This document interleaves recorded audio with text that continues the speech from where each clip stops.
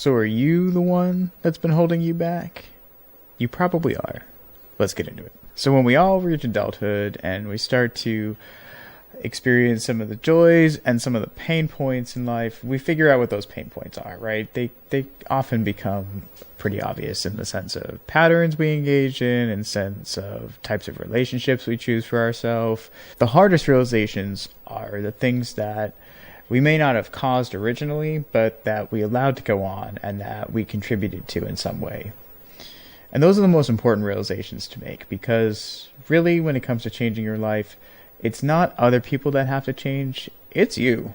And you're the only one that can come along and do it. Like, no magical person is coming along. Your parents usually aren't coming along to do it for you. And sometimes they're half the reason that you end up kind of living the patterns out that you're living out anyways. So, there's that.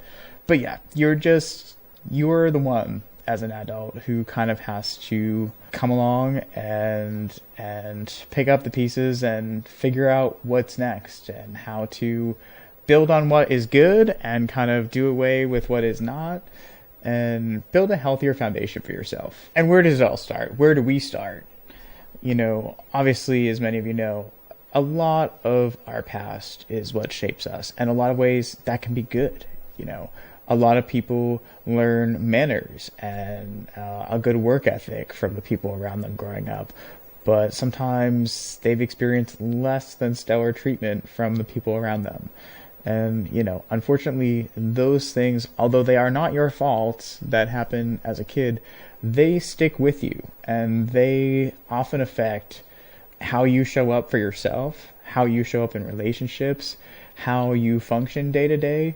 And what kind of mental health things might be going on too, all of those things, all those patterns you engage in, all of it, that's very much part of your childhood and the things that shape you.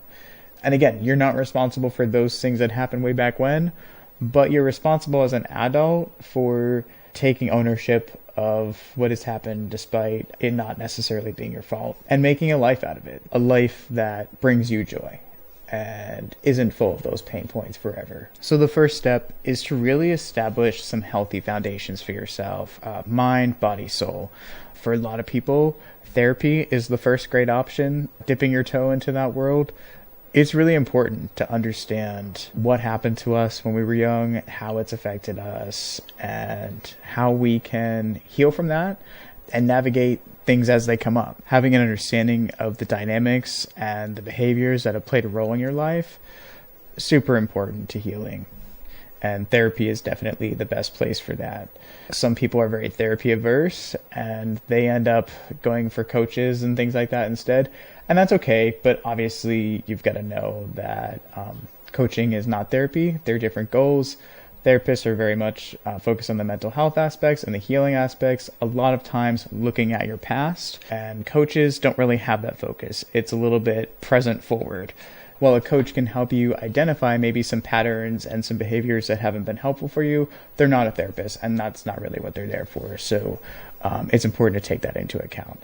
Now, if you are going to therapy, coaching can still actually help you build upon that because, like I said, therapy is a little more focused on the past. So it's actually good that someone who has done therapy comes to coaching too, because coaches can kind of build off that therapy and put that work that you did in therapy to good use in how you navigate things moving forward. And when you think about healing and getting to a better place, like a better homeostasis where you're in a place where you're making better decisions, you're not stressed out all the time, you don't have massive issues with anxiety. Anxiety may never just go away, but you learn how to deal with it better. All of those things are great. So it's important to consider all of the things like mind, body, spirit. It's a full encompassing change when you're looking to make it, and focusing on just one little area of your life won't do it alone. You've just got to know that. So I like to encourage people to consider the alternatives too. Things like meditation, Reiki, sound healing, hypnotherapy. There are so many things you can do. Breath work, somatic healing, all of these things. There are a ton of different types of professionals out there that help people with this. No thing in and of itself, I think, is like the answer. But I think finding things that kind of align with you, that you're drawn to, and trying new things here and there that you might go into with zero expectations and just see what happens. I would consider alternatives as part of your kind of getting to a homeostasis too. Because the more well-rounded you can be, the better equipped you are to make progress, and actually the more open you're going to be to making changes, to not just healing yourself and getting to a better place. We're actually like picking up and moving forward into the next thing, whatever that is for you. So considering all aspects of you that could use some work is really important when you kind of start taking these steps. Because along with all that comes that freedom of spirit and openness to kind of explore what you really want out of life and your job, your relationships, whatever. And here's an important point. Obviously, all of the things I've just described, they all tend to cost money. Don't let money be a total barrier. I understand that sometimes coaching is not covered by insurance. Totally get that. Therapy, hit or miss. It depends on people's work benefits and what their insurance situation is, obviously. YouTube is your friend in these scenarios.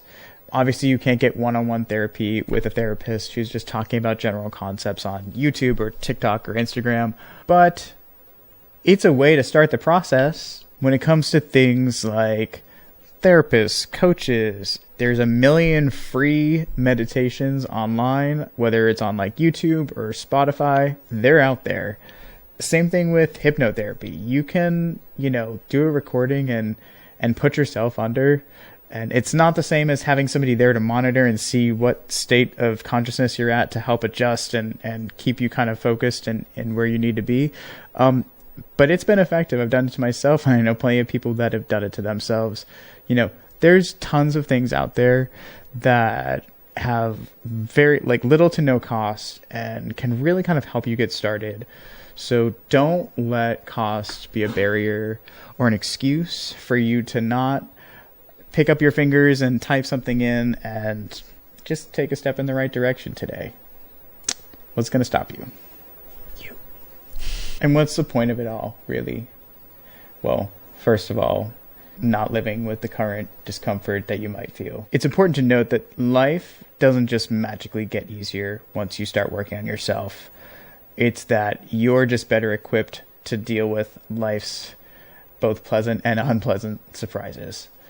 The most important thing is to find the courage to kind of take that initiative and make a step, one step at a time if it needs to be. They don't need to be big steps all at once. In fact, I think you can actually burn yourself out by trying to do all the self-care in 80 million meditations. I've met this guy recently that had been on one ayahuasca trip and 2 months ago, and he was about to go on his next one. And he's like, oh yeah, and then I've got another one planned for the fall. And I was like, no judgment, but that's a lot of information to take in in a very short amount of time in your life, just things to consider. There's such a thing as too much change all at once, and you've just got to feel that out for you. You've got to be motivated, but you've got to feel out what's right for you. When you start doing work on yourself, you also just become more in tune with you and more engaged with what it is that you're actually doing. And you take a pause and you think about it before you do things, and you make better choices. It all matters is what I'm trying to say. And again, it's not just going to therapy, it's not just doing coach, not just meditating, it's not just exercising. All of these things together are things that are important. Go with what you gravitate to for sure, so that you don't, again, burn out or just kind of not make much progress because you're not very interested in kind of the stuff that you're engaging in. But it's all about building a different perspective about your life and everything that happens. The most important thing for you to remember is that your perspective at all times dictates the experience you have in life. So if you have trouble getting to a better perspective about things, you got to do the work. You got to work on it. And it doesn't mean that you never have a bad thought in your life once you've done work on yourself. That's ridiculous. But you learn how to change your perspective, and that's the difference that makes the difference. So make a list of maybe 3 to 5 things that you want to change in the next 6 months. They can be relatively little but consistent, or they can be on the bigger side, whatever you're comfortable with. Plan your next steps today. Keep using your brain, keep working at it, and I'll see you at the next level.